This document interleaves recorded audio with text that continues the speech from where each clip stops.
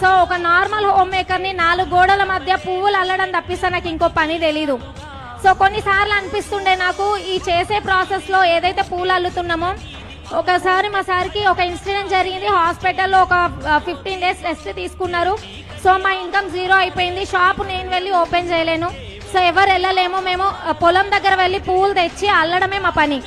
So అప్పుడు అనిపించింది, ఒకటే చెప్తున్నా, నేను 4.5 సంవత్సరాల క్రితం వచ్చినప్పుడు అందరూ డ్రీమ్స్ అంటుండే కదా. నేను ఎలాంటి డ్రీమ్ లేకుండా ఈ మీటింగ్కి రావడం జరిగింది. డ్రీమ్ అంటేనే క్వశ్చన్ మార్క్ నాకు. ఎందుకంటే అట్లాంటి లైఫ్ ఒకసారి ఆలోచించండి. పొద్దున్న లేచి పూలు అల్లడం స్టార్ట్ చేస్తే అన్ని వర్కులు చేసుకుంటూ నైట్ 12-1 గంటల వరకైనా అదే పని చేసే వాళ్ళకి డ్రీమ్ అంటే ఆలోచిస్తారు ఎవరైనా. సో నేను అట్లాంటి లైఫ్ నుంచి వచ్చిన, కానీ ఈరోజు చూడండి మా లైఫ్ స్టైల్ ఎలా మారిపోయిందో. సో 365 degrees మేము చేంజ్ చేసుకున్నాము అంటే గొప్ప అద్భుతమైన అవకాశం మన ముందుంది.